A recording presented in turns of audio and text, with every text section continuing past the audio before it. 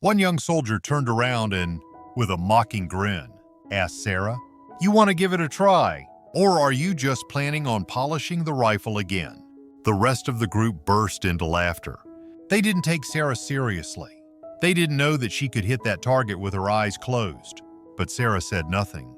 She smiled lightly, took her cloth, and continued to wipe down the rifles, as if their laughter didn't even exist.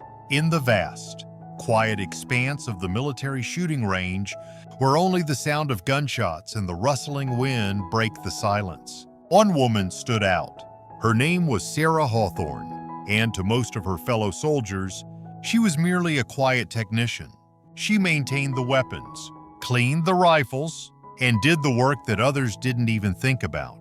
Little did they know, Sarah was more than just the person who polished their guns. She was a master marksman, a living legend who had chosen the humble path of silence, discipline, and service. It was early morning when Sarah arrived at the range. She walked with a quiet, purposeful stride, her hands holding a bag filled with the usual tools for her daily routine.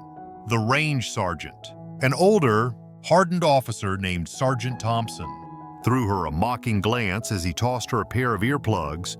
"Just watch and stay out of the way," he said with a smirk, clearly dismissing her from any sort of participation.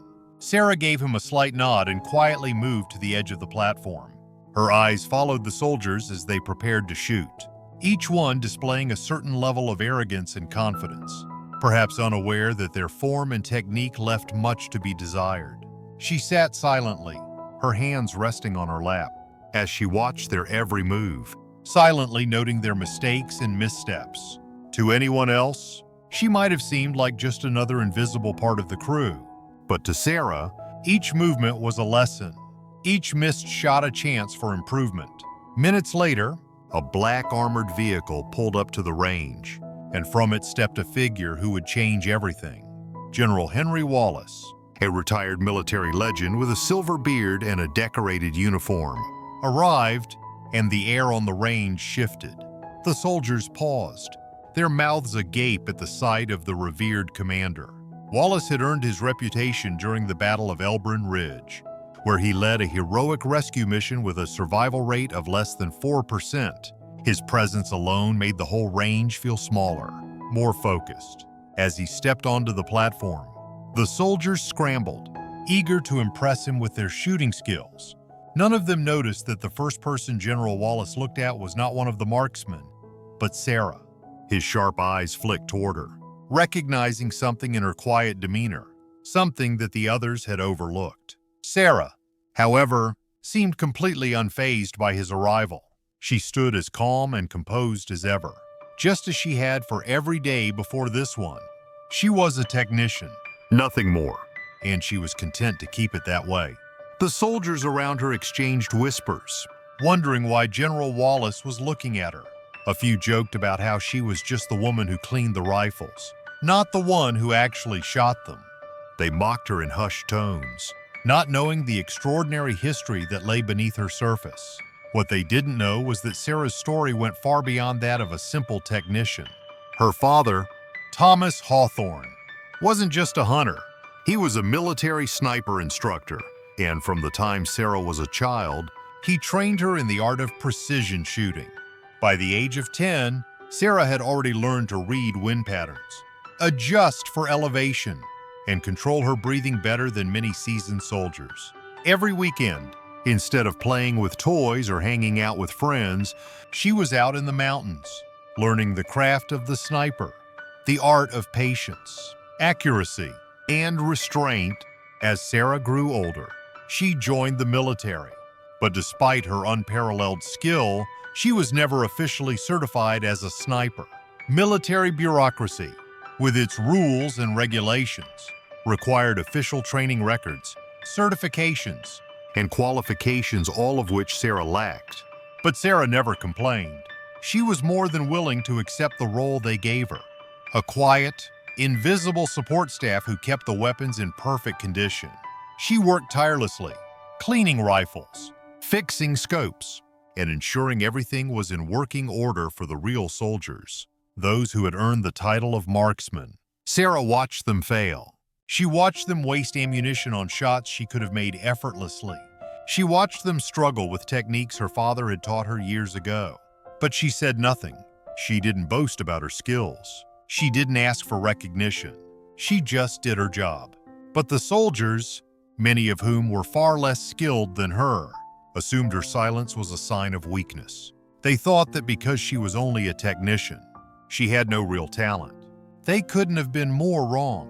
In the midst of all this, a challenge arose. The base organized a 1-0 shooting competition. It was the perfect opportunity to show off, to prove their worth as marksmen.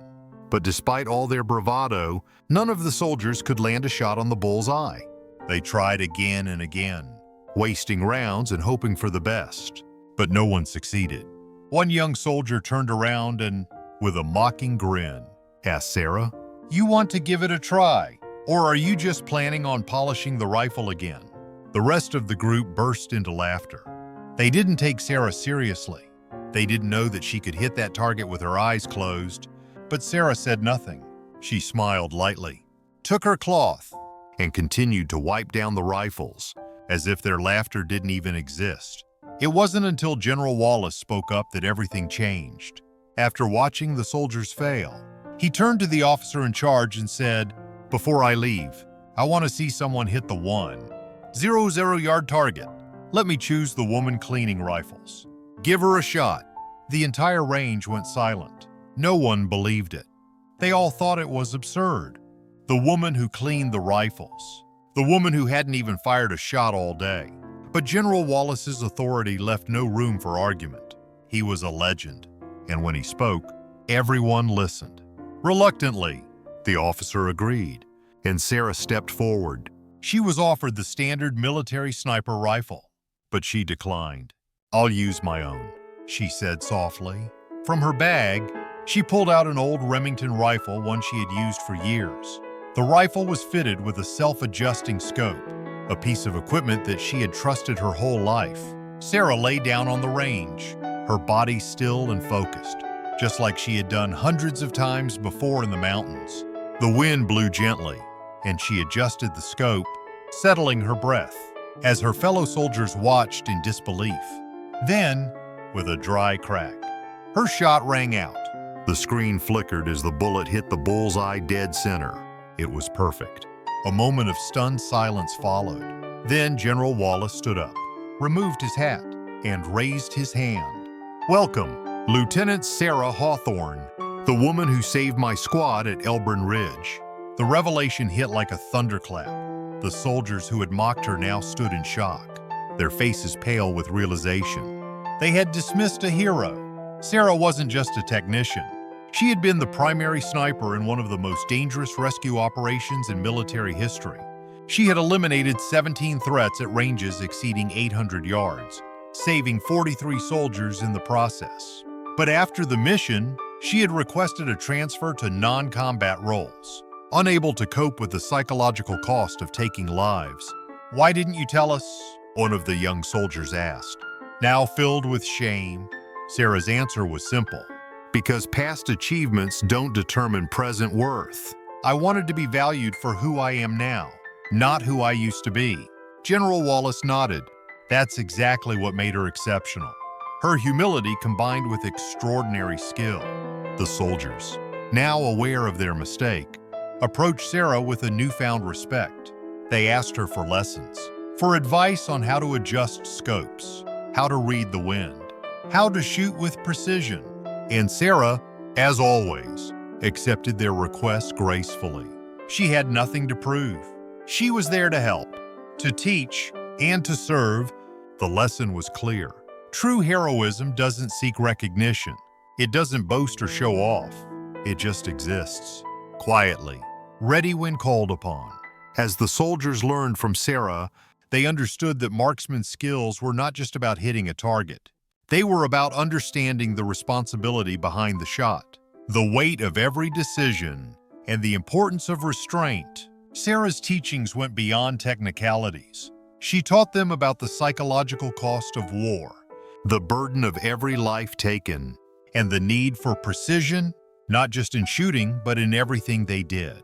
Years later, many of Sarah's students would credit her with transforming their understanding of military service. Not because she demanded recognition, but because she showed them that true strength often manifested as restraint, as the ability to stay silent when the world expects noise, and to make the right decision when others would rush in.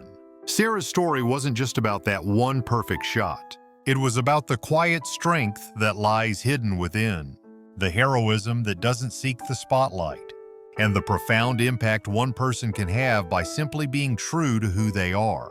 And so, Sarah Hawthorne, the woman who never sought fame, the one who chose humility over accolades, became a living testament to the fact that sometimes the most important victories are the ones you choose not to fight.